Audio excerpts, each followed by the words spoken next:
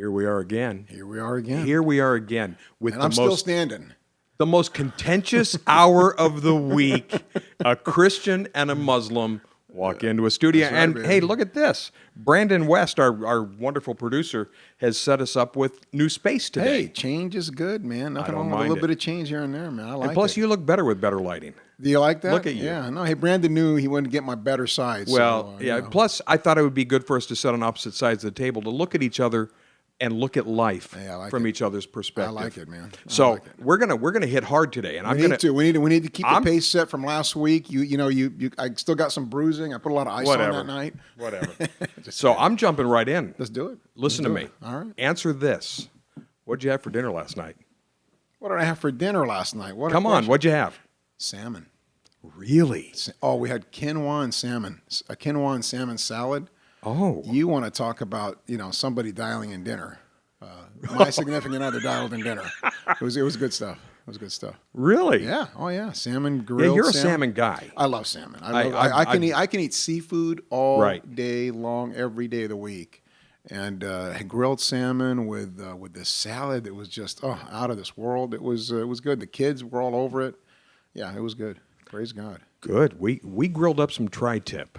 Okay, Well, all right. hello. So, I got you. Hello. Now that's my cup of tea too. I know it I can is. eat meat all day long. It was tasting Yeah. good. All right, I have to tell you. all right. Okay. So you're but- feeling good today. You got your meat. Cue for, what is it? Quota for the week or for the Right. day? Yeah. For the day. Okay, for the day. Yeah. Okay. So that's the hard-hitting stuff. Okay. Oh, all right. I feel good today. And now- it's gonna be an easy day then. All right. And now we go into the stuff that is a little more light. Let's do it, man. more what people would say like light entertainment. Like there's classical music, then there's light classical. I got you. So And, what we ate last night was the heavy stuff, right? That's the heavy stuff. All right. Okay. Let's see what you got, big guy. Sure. Let's see what you got. I'd like to talk about the fact that 9/11 happened over the weekend. So this is people don't know, but we're shooting this on a Thursday after 9/11. So 9/11 was Sunday. Right. And last week, I pulled out this 5 pages or whatever it was of Islamic attacks since 1983 of 100 or more people being killed, and yeah, we got rough and tumble last week. There were definitely some troubling stats there. But I'd like to talk about terrorism on the other side. And, first of all, how do you define terrorism? Well, what you just said there was one of the most relevant terms, and I really appreciate you saying it that way, which is terrorism on the other side. And I've, for years now, and I've talked to folks even with the U.S. Attorney's Office about because I've been on that email list about hate crimes and whatnot. They keep me posted, and I've told them I don't like this hate crimes terminology. I said it's terrorism. You're still terrorizing folks when you go after them just because of how they dress, or how they pray, or where they pray, what they look like, and things like that. You can ask the Sikhs that. Do they feel terrorized when somebody comes into their temple and shoots them up or something? Well, just a comma. I remember after 9/11, the original 9/11 back in, what was that, 2001? 2001. 2001. 15 years ago. The Sikhs, the Sikhs hired me to do a commercial for them. Okay. Saying, we're not Muslims. Yeah. That was the commercial. Oh, yeah, that's the commercial. Don't We're not kill Muslims. us. Don't We're kill not us. Muslims. We're not Muslims. Well, the idea there is just you get frustrated, you feel oppressed, you feel there's injustice, you feel you have to do something about it, and I'm talking about Christian America. I know. So then you go out to people who look the way you think is your enemy, and you do things that you complain about them doing. Because what are those people over there? What are those folks that are overreacting, getting extreme, getting really hateful, wanting to go kill people because they feel oppressed, they feel there's this injustice, they feel there's this they're afraid or they're angry or whatever it might be, but they're making mistakes, they're being unjust in their own selves when they go out and start harming people that had nothing to do with it. There was a minister, there was a televangelist who said something about the Prophet Muhammad. Okay, so folks in Pakistan go to a Christian church and kill people. And you want to talk about Muslims just being seethingly angry at these folks and wanting these Muslims to get what they deserve. Right. What did those Christians in Pakistan have to do with some televangelist trying to get some footing somewhere, somehow, some way, saying something about the Prophet Muhammad. What is their blame in that? That you would go and harm those folks? Right. Okay? What kind of satanic behavior is that? Okay? Well, the same should be stated about anyone here from whatever background who decides that some 5-year-old kid going to a Muslim fundraiser for hungry people in the third world should be yelled at and screamed at and called terrorists and said that they'd be willing to hurt them or harm them or kill them. Where do you get your justification Right. to do something like that? And are you not terrorizing them? Are you not striking fear into their hearts for something they have no blame in? There's no reason for them to be called these names or to be made, or these threats to be made to them. Or, for example, like you said, that some of these possible hate crimes, if you will, or terrorist acts against folks. Maybe let's say they're Sikhs or Muslims. In this case, it's going to be Muslims. I know because we saw some things in the news. And where's the justification, and why shouldn't you be just lumped in? Right. With those other folks? Well, you should be. Really, you should be just lumped in with those other folks. That's what you're doing. You're doing the same thing you're complaining about them doing, or what you're afraid of. You've turned into that. Well, from my perspective, fear drives a lot of what happens No doubt. on this planet. No doubt. It's fear of change, fear of what we don't understand, Yep. fear of different. And there were 3 attacks that I wanted to talk about. And they were attacks of terror. Now, I think semantically, we look at things a little bit different. Like we think of terror and we think of just tons of people being killed. Right. And so short of that, that's where the hate crime comes in. But to me, there's really no difference. Well, no, but we've characterized terrorism as, one Muslim man wielding a knife, or one Muslim man wielding a gun, or one Right. Muslim man Right. driving his car. Right. And hey, it's awful. And whatever the terminology is to give it the right understanding and to put it in its place in terms of the evil being done, it's fine. But it should be the same all the way across the board. You So know here's what I mean? here's a 35-year-old dentist who is visiting our country from Glasgow, Scotland. Okay. I've been to Scotland. I spent a summer in Scotland Okay. in 1976. Okay. Were you even born yet? Yes, 76? I was 11 years old, buddy. Look at you. Yeah. I got some history. Plus, I've got some friends that live in Scotland. Do you really? Yeah, Okay, Mark okay. and Leah Well, Lamas. I know England very well. I don't know Scotland. All right. Yeah. Well, so she was over here visiting, 35-year-old dentist, Muslim, and she was in Midtown Manhattan doing some shopping, Okay. dressed in traditional Islamic garb. Fair enough. When someone walked going the other direction or whatever past her and brought out a lighter and set her sleeve on fire and then disappeared into the crowd. They still don't know who did it. And so she's just there on fire in Midtown Manhattan. That's one. That happened on Saturday. On Thursday of last week, a week ago, in Brooklyn, a woman came out and attacked 2 Muslim young mothers. They were walking with baby carriages. One had an 11-month-old, and the other had a 15-month-old in their carriages. They're just walking, and they're wearing the garb. And so she comes, and she tries to rip off their hijabs while she's screaming. I wrote this down.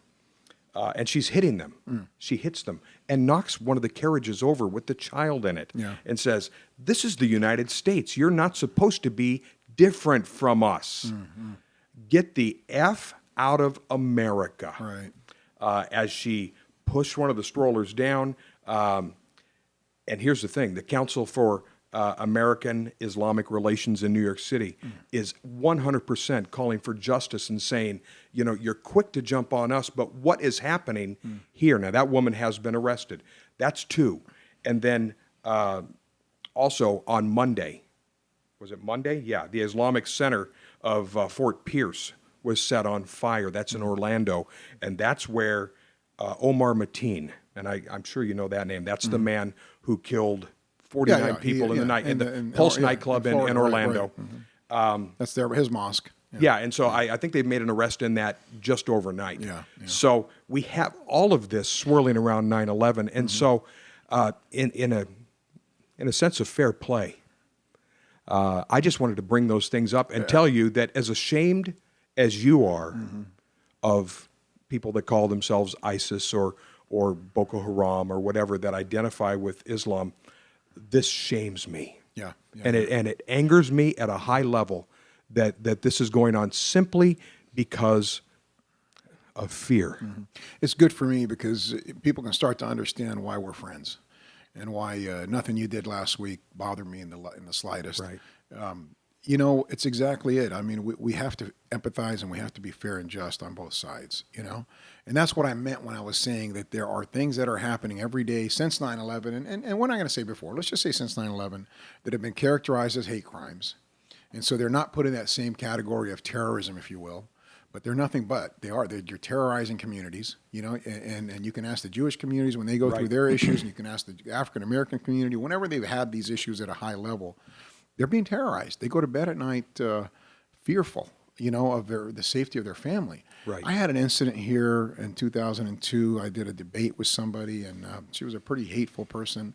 And I said something about the Jewish community. I said something that I regret saying at that time, but it really, really offended the Jewish community.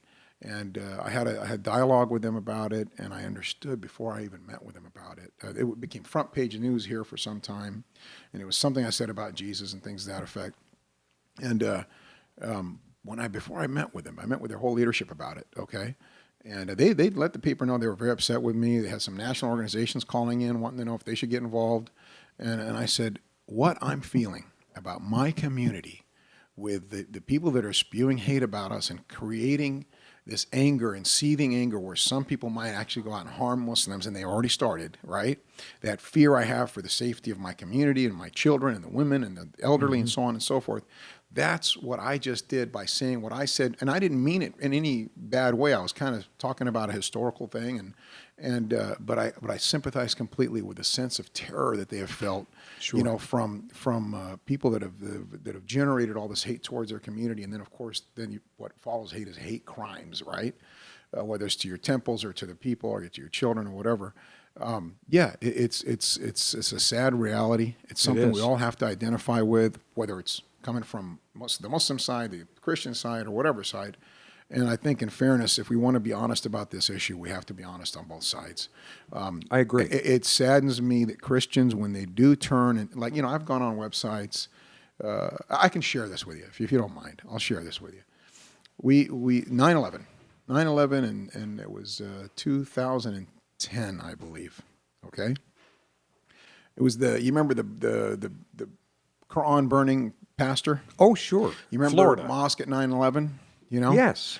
That year, all that was just hot and heavy, Sure. you know? Yeah. And I was very disappointed at some of the things the media was asking people about that, you know, instead of asking the right questions, they were asking all the wrong questions.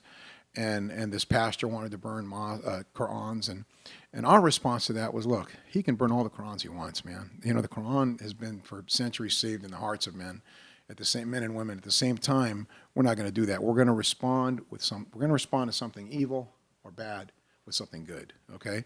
So we said we're going to open our mosque on 9/11 the entire day, and we're going to teach people the Quran. They're welcome to come in, eat and drink, and we're going to tell them, we're going to answer their questions and teach them about the Quran, okay? Did you have a response? Yeah, we had an excellent response. We had one of our best responses over the years. We had Christians and others that came into our mosque, and it was open for, God, maybe 8 hours or something. And it was just a wonderful response, great feeling situation. But we had some local commentary about this invitation. And the commentary was very troubling. And it was, you know, folks on the other side that were saying, don't you dare go to their mosque. If you go there, they're just going to kill you. They're going to blow you up. They're going to do this and that to you. Don't believe them. They're a bunch of liars. And now here's the part that was really heavy hitting. You know, we should poison all their children with cyanide-laced Kool-Aid, and we should rape their girls with pig-laced condoms, and so on and so forth. Now, that's okay when a leader of a community is reading these comments on his interview on ABC, on 29, 23, 17. But when my wife, who was fighting cancer at the time,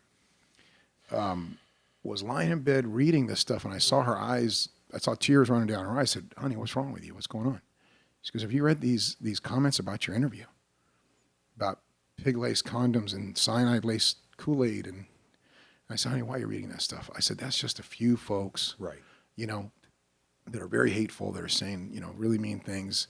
Please don't listen, don't read that stuff, so on and so forth. But I knew already, from the connections that I had and the situation that where I was in and the people that I talked to, that this was a very dangerous, growing phenomenon that was catching a lot of traction.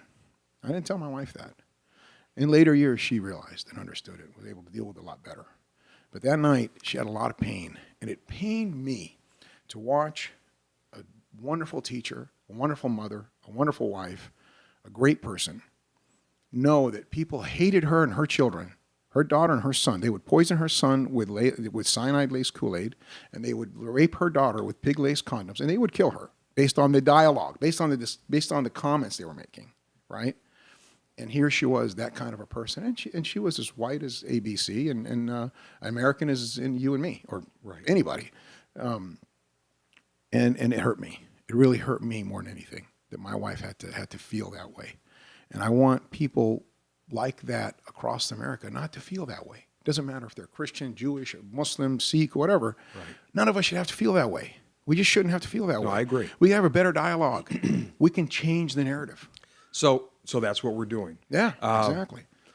So on 9/11, 2001, when it happened, I still remember I was living in a different home than I'm living in now, and turning on my television and seeing what was happening, and it was the first time in my lifetime where I honestly felt that things that had happened on the news in other countries, you heard about things happening in Beirut, or you heard things happening in Europe or whatever.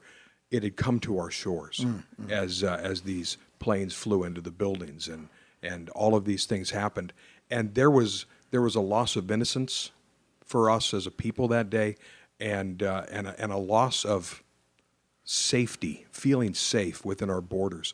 It happened that was the first time since Pearl Harbor that we had been attacked in that manner. And Pearl Harbor was off on some island in the South Pacific, right, at Hawaii. But this was New York City. That's as American as it gets. So I can still remember all of this going through my mind, and just wondering, Lord, where do we go as a people, and what's happening in this world? Where were you when 9/11 hit? I was home the night before. I'd given a sermon in Terminal Island Federal Prison, and I was talking to the head chaplain there, who's in Southern California. Southern right? California, Okay. and the chaplain there is just a dear friend. Was a dear friend, great guy, and we were talking about what we needed to do, to help the inmates that had chosen to become Muslim and wanted to live a better life when they got out of prison, and how to help reform them while they're in prison. And dialogued about what we needed to do in all the federal prisons that were in the United States, and he was going to spearhead that effort with me coming in. It was a really interesting discussion. We had a lot of plans, Is that like the stuff you did at Terminal Island, is that like an outreach, like being evangelistic, like Absolutely, Christians would say? So you went in to try to convert? Head of a nonprofit organization Okay. called Foundation for Islamic Knowledge. Okay. And I was having a hard time with the state prisons. They seemed I got a bit blackballed from there, be able to go in there. But the federal prisons, there was a much more open invitation. Of course, Christians got to do the same thing, and other faiths that get to come in and share with those people that choose to be Christian or Jewish or whatever. And I got to come in and share with those Muslim inmates or inmates that were interested in becoming Muslim. And I didn't want to hear about why they were in prison. I didn't want to hear all their excuses. All I wanted to know is, are you about trying to change your life? Well, I'm going to give you some information that is going to help you do that. And that situation got shut down pretty fast right after 9/11. We went from thinking about having an Islamic library, as many libraries in each prison, and being able to use our foundation to go around and continue a really good, start and formulate a really good program that I'd already been working at Lompoc and Terminal Island, a few other prisons, Victorville, and so on. And so I'd been in several at that time, numerous times, to where this same imam, first Muslim chaplain in federal prison history, trained in Saudi Arabia, educated and trained in Saudi Arabia, but American. American as you and me, African American. About 9 of the imams that were in the federal prison systems, 9 out of the 10, I think, at that time, had studied in Saudi Arabia. Well, Ashcroft, is it? Yeah. what's his office at the Attorney General's The attorney, office. he was the Attorney General, John Ashcroft. They were trying to shut them down in their efforts because of the fact that they had studied in Saudi Arabia. And so by the next time me and him got together, he was in downtown L.A. He was the head of the prison down there, and he told me, Emad, I'm just going to write out my 5 years and retire. It's gotten pretty bad. They lost. Ashcroft's office lost, and the reason they lost in a big way because they thought the ruling was your intentions are not credible. What you're asking for is not based in reality, and so they lost, but it still demoralized him enough that everything we were trying to do was over. If anything, he just wanted to ride it out and not have any more political waves. It was a pretty sad thing for me to see because I saw such a good, honorable man at that point, just on the defensive and just feeling that it's over. We don't have that same environment anymore, so that's where I was. Now, that's interesting to me because, every time you say Saudi Arabia, I have a visceral reaction. Sure, I understand. I do. But from multiple viewpoints. One of our best allies in the Middle East for the last 70 years. Well, listen, and that's one of the by every administration on the books. That's one of the this last things. one. That's one of the things that always pops into my mind is the close relationship, not just that our country has had, but we had two presidents named Bush who were basically in business. Let me ask you a political question, please. Well, I had more I was going to say. Okay, and then go back to it. I promise. Go back to it. Okay. Are we more at risk from Saudi Arabia's government and for our true national security than we are from either the government of Russia or China? Well, no. I know. And Russia. what did Trump say about the ex-KGB agent Putin? What did he say about him? Is he a bad guy or a good guy? Oh, he thinks he's the greatest leader on the earth. Right. Well, he might not have said that, but he said he's a better leader than Obama. What did George W. Bush say about him in the foxhole? Do you remember? What did he say about his soul? I don't remember that. He said he'd want him. This is the man he'd want to have in a foxhole with him. And he could see his soul through his eyes. This is President Bush talking about how good Putin is. I can see his soul too, and I don't have to look through his eyes. I could see his soul too. It's I believe it's a pretty black soul. Yes, but here's so my point though. My point is that your point is that you named two superpowers. Right. And Saudi Arabia isn't a superpower, so the only reason China's stealing our technology, right? And Russia's doing everything they can to position themselves against us. And we've had Russian nuclear submarines near our shores Let me tell you what all three countries have in common. They oppress their people. Okay. Now, I'm not going to get into the details of what Saudi Arabia is doing politically or not doing, but here's what I know. I know they don't have nuclear weapons. I know they don't have any nuclear submarines pointed, in our shores. No nuclear weapons pointed at us. They have a very good relationship with the United States. They buy up a lot of military equipment from us and other things. They've helped us financially in a lot of ways. They buy up a lot of our country too, right? Well, no. Whatever they do, sure. Whatever they do, they own a lot of this country. Whatever they do legally, and they do. I know they do by our invitation because those petrodollars help us quite a bit, and they help us to secure a lot of the oil-based economy. Were they involved in 9/11? Am I? Do I work for the CIA? From my vantage point, no way. Dr. Mirza. No way. You know what it would be? It would be a shot in the head of the Saudi Arabian royal family for them to go and try to undermine this nation in any way. A shot in the head, just be boom. Now, do you know why they've got a lot of internal problems? Because everyone feels like they're an agent of the United States. Their people feel like they're an agent of the United States. Well, they're certainly that's one of their real. I'm not saying that's the only reason. As nations, we have been in bed with each other. Yeah. For I'm not saying it's the only reason. Time. They've got their own issues, and it's a monarchy. But I'm just telling you, every time you say Saudi Arabia, I have a visceral reaction. That's all I'm saying. Let me say this. You remember when we talked about the Vatican being the only theocracy on the earth? Right. Okay. Well, Saudi Arabia is one of the true monarchies on the earth. Okay. But you know what I'm saying by that? They're also like a theocracy. The UK, England is not a monarchy. Okay. They are figurative. They're figureheads. Figureheads. But Saudi Arabia is a monarchy. Right. Okay. Now, monarchy, with a king with power and a royal family with power, they want to stay in power.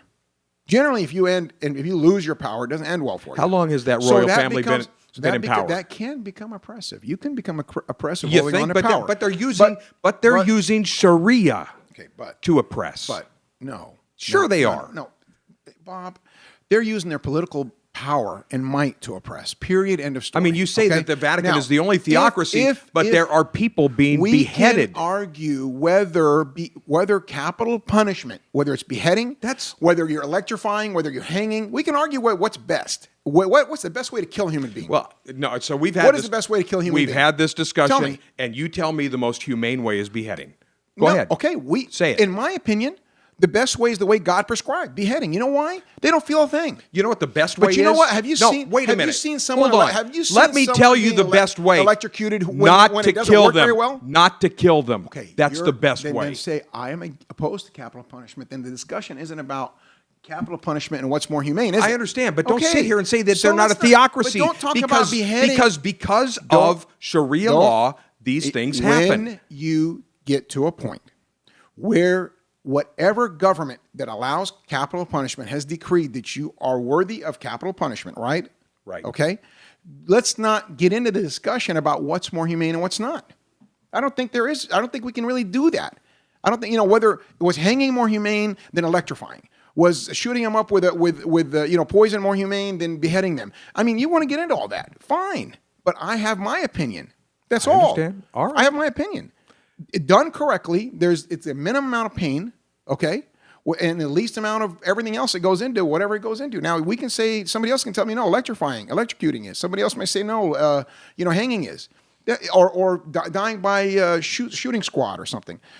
That's another discussion altogether. So every time you say beheading as if it's this horrible, hideous, demonic thing, it's straight out of biblical law and Islamic law. Not demonic. So God's but, way of saying here's capital punishment is demonic. But some people might say barbaric. Bob, is it barbaric to hang then? Is it barbaric? When we were hanging people for rustling cattle, were we barbaric? I want to know. Because that was after the founding fathers. So the founding fathers were barbaric in your opinion? Barbaric people. That is not what I said. No, that is what you said. But we put it together, and that's what you come up with. But here's something I want to... We were hanging people for rustling cattle after the founding fathers. I want to get... Is that really your argument? Hanging people for rustling cattle? Were we not doing that? You're going to Dodge City? Yeah. Really? It was law. It was the law. It was the law of that land. Listen, I respect you. You don't think that was... But that's a crazy argument. What is the argument? Anyway. The argument is that if we're going to talk about barbarism... Do you know how close I was... barbarism? Do you know how close I was to doing this? Taking off my glasses in the midst of you talking about, how humane everything is. And I was going to do this. I was just going to tell your words back to you. Fair enough.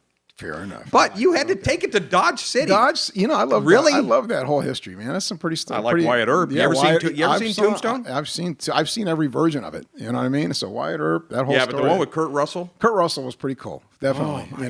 And Kevin Costner did a pretty decent job. He did. Yeah, but that Kurt Russell, you just going to stand Russell there and bleed? Definitely. Yeah. You like that? I like that. That was good. No doubt about it. No, listen.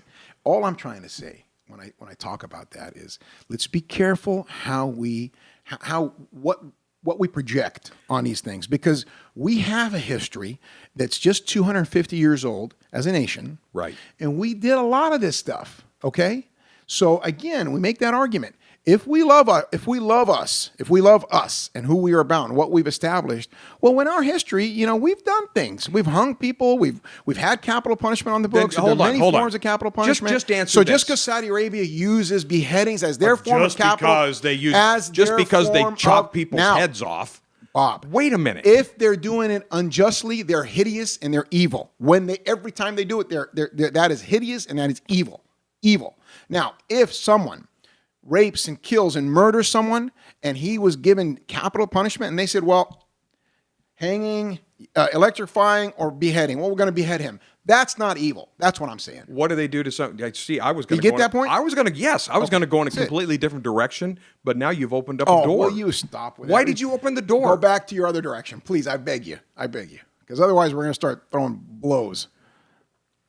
What happens if you're a homosexual in Saudi Arabia? I don't know. Really? In which way? If you run around the street trying to make everyone a homosexual, there are communities. Trying to what? Tell people they should be homosexual. In other words, sins that are private, okay, cannot be judged by any government. Anything you do in your private life They cannot come and pull you out of your Have there been reprisals against? I don't know. I honestly don't know. Okay, well, there have been. Okay, then tell me. You should know more than me. No, right, but I don't. But let me when ask you say reprisals against homosexuality. Let me ask you. I'm sure there's definitely Yes. sexual crimes on the books. One of which is sodomy. Right. Now, how many do we have states in this country that have sodomy as illegal?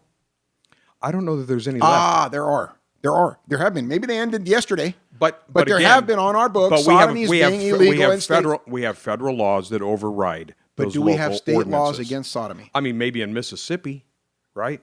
Is it a state of the United States of America? Hold on just a second.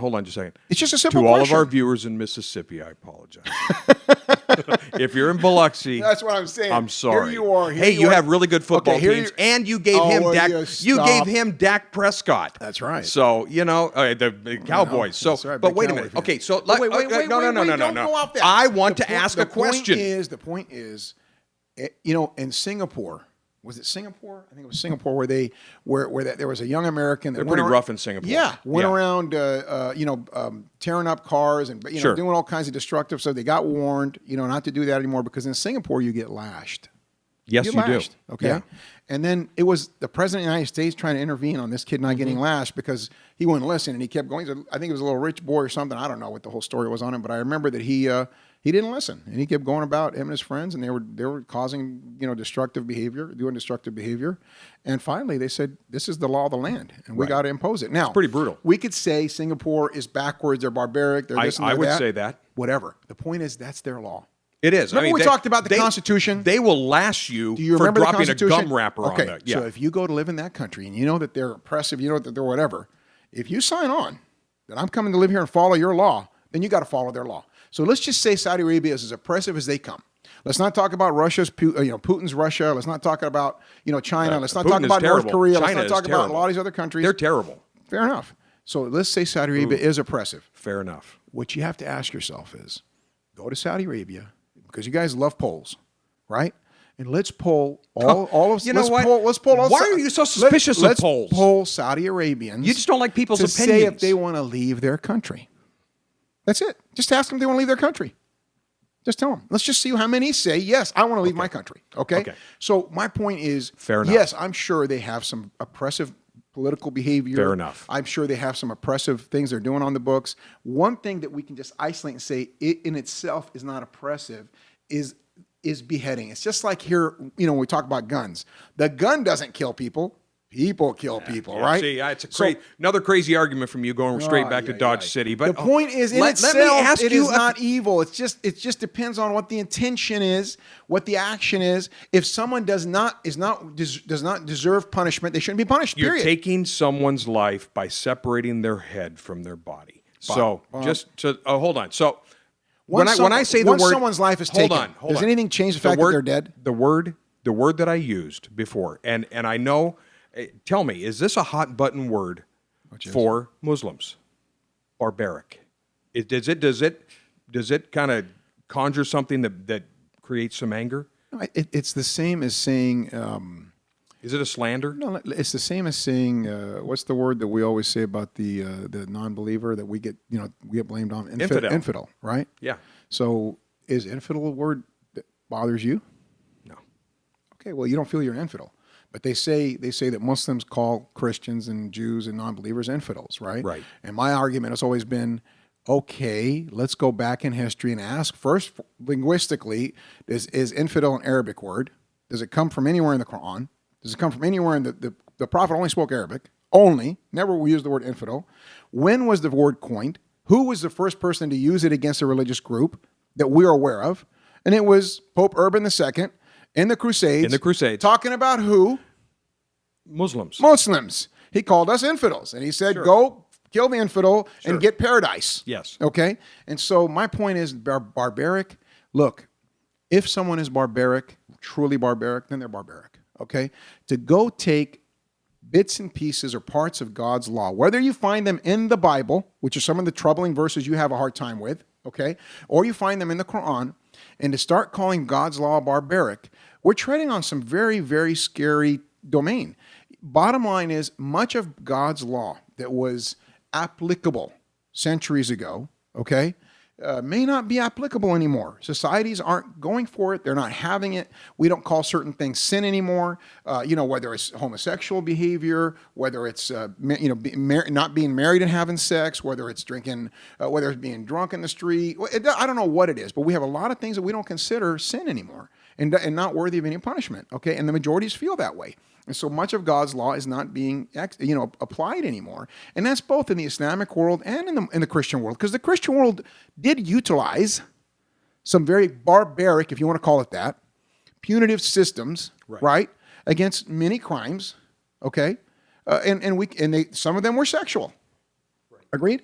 Sure. So I mean, this is a discussion that I think if we can take it into another paradigm, if we take it into another realm of understanding, we can talk about it theologically. What's the other realm of understanding that you want to bring it into? That in its time and when you're talking about those teachings and those books, right, you have to talk about them in what they are and where they are, how they were developed, why they were developed, context. But then you also have to we have to make it relative to something.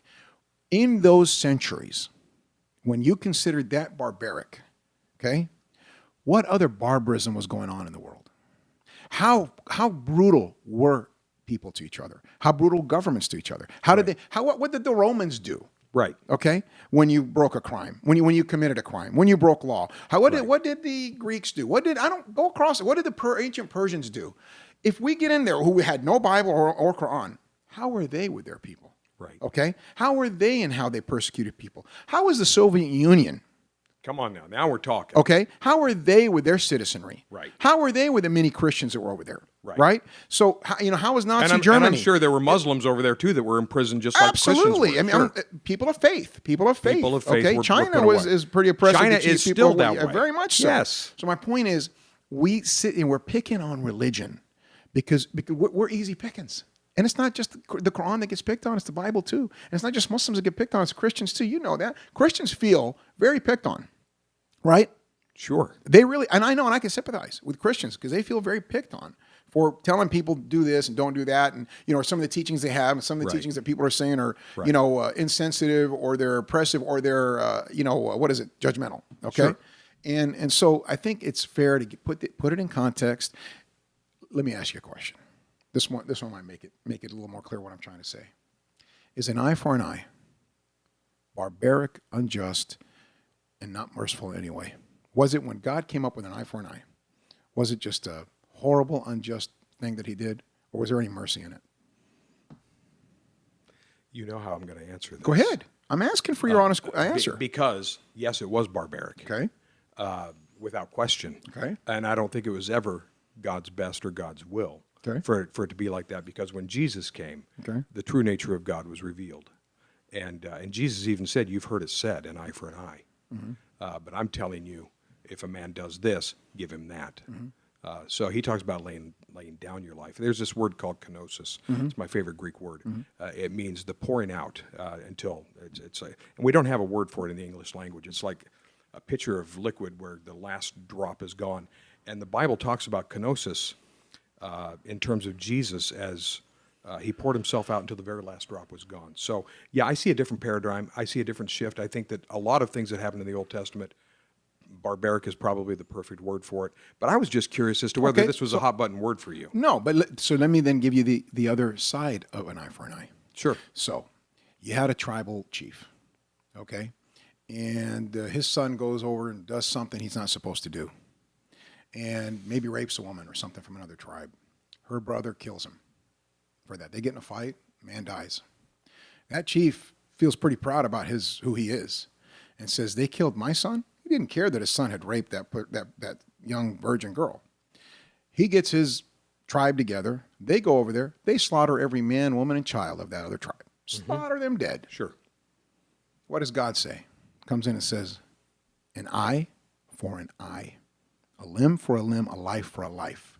You have no right, if this man committed a crime, an injustice against your son, your daughter, your wife, whatever, you have rights only over him. You can only take his limb or his eye or his life. You cannot kill the entire tribe. Understand. That's a merciful law, a compassionate law that put balance and justice and removed oppression. Okay. Now, does it apply today? Is there applicable place for an eye for an eye? I say no, not anymore. People can't tolerate anything of God's law. I know a group of people that do eye for an eye. I mean, Bloods and Crips. You see it in gang warfare all the time. Gangs take on a lot of this because they consider it honorable. They see an honorable thing in it, okay? Really? But they see an honorable thing in it, but they do the same thing. I said it as a negative, and you're looking at it as a positive. They have this thing that they feel there's honor in it. That is fascinating. But then what do they do? What do they do? They go and shoot up the whole joint. They go and just spray bullets into a house. They do things that they're not doing a limb for a limb or an eye for an eye. The point I understand is your point. You can't do it unless you're centralized, your government, you have religious edicts, you have councils. You can't just go an eye for an eye. Anytime there's revenge involved, I think mercy has gone out the window. You know what the option there is for an eye for an eye that God gives you? God gives you? Tell me. Forgive. There it is. Wow. Dun, dun, dun. So the point is, in law, the one that you hate so much, biblical and Islamic, you have the right and the choice to say, I forgive him. Or take some blood money, okay? They gives you blood money. He says he's sorry. Or you can know what blood money is? Take his life. Blood money is what earning potential does this person have, that can help his family. Right. It's not just so bad as people think it sounds, It's again, some form of fairness, all right? And then he asked for mercy and you give him mercy. You have that option. Right. But the option is to the victim's family, okay? That after it has been determined correctly that this person did do the crime. Like, you can't just point out and say he did it. You know what I mean? And so definitely people have abused all this or have misunderstood it. But an eye for an eye, buddy, we got to see it the way God intended it, please. Okay? Yeah. And not just blanketly look at it in this context of 21st century I think today he would, Earth. I think today he would say that forgiveness is the higher law. We disagree on matters, as we know. And, sure. And I believe that there is forgiveness, and I believe there is justice, and there are things that have to be, there are limits to what people can do, and there's still an allowability for punishment. In my community, and by my community, I'm talking about Christendom, those who identify with Christ. And by the way, some of the things that we talked about last week, and then some of the things we're even touching on again today, like I asked you if you felt that members of ISIS and whatnot were truly in Islam. And you said they were fruit from the bad tree, or bad fruit from the tree. And I kind of feel that way. And they're willingly taking themselves out of Islam. Exactly. Yeah. And I feel that way about the KKK or some of the crazies that are extreme fundamentalists. And I don't think they even know God, but I have to at least be respectful and understand that there are people who are sincere. I think even the people in ISIS are sincere. Well, listen, ISIS has plucked off and brainwashed quite a few Muslims that believe what they're doing is right. Right. Doesn't mean they're right, though. No. It doesn't mean they're not going to be punished for what they're doing. It doesn't mean that they haven't left the fold. So this morning, you can be deceived and still be accountable. Sure, it's sincere but accountable. Yeah, but accountable. So your actions are still. You should still see that you shouldn't kill this person. You should still see you shouldn't rape this person. You should still see. You should still be able to process that. I understand. Okay. So this morning I'm up early and I was scrolling through something online and I came across a local religious leader, a Christian leader, and I would probably, after reading a little bit of the stuff that he has written, classify him as an extreme fundamentalist, and not to the point of violence and those types of things, not like we think of that way, but boy, I mean, here are the rules and you better follow them. And of course, as a Christian where I'm from, you know me, it's cooperation rather than coercion. I think that it always trumps coercion. But there are those within my community that, and there's always Calvinism versus Arminianism and those types of things. Does that exist within Islam? I mean, are there different levels? Are there like liberal Muslims? Oh my God! I mean, that's the whole point. The whole point is that, with these fundamentalist groups that are becoming extreme and they're becoming very legalistic, and they're applying law with no mercy, with no compassion, with no wisdom, with no. I was trying to get last week in the four qualifications or categories that you have to go through when you're commanding the right and forbidding the wrong, you know. And the first is proper knowledge, correct knowledge. The second is patience. You have to have patience with the people. The third is you have to be compassionate and forgiving. Knowledge is correct, patience with the people, and compassionate, merciful, and forgiving. Those are just the three. Those are just the first three. What's the fourth? The fourth is really interesting. The fourth is the one even Christians have a difficult time hearing this. I said it on the Inga Bark show, and they just couldn't understand it. If you command the right or forbid the wrong, and it causes more harm in society, then you do not command the right or forbid the wrong. You don't do it. Gotcha. So we can't cause more harm. So we can't force things on people. Just like I told you, can you close down the abortion clinic? You said no. Well, speaking of abortion, But the point, no, right? Taken. Point you taken. can't command the right or forbid the wrong. But there are those if it causes more there are harm. those who call themselves Christians who believe in abortion. Right. And there are so Muslims that believe in abortion. And so to your point, there are many Muslims that think there is. I mean, deeply in the Muslim world, deeply feel there is this major divide and these extremists. Just not the extremists that are going around blowing up things, just that same kind of person that talks a certain way. Right. Because they're the ones doing the real damage. If they've got knowledge and they've got judgmentalism and they know how to, they know how to talk to folks and convince them, they're the ones that are swaying people to one way or the other.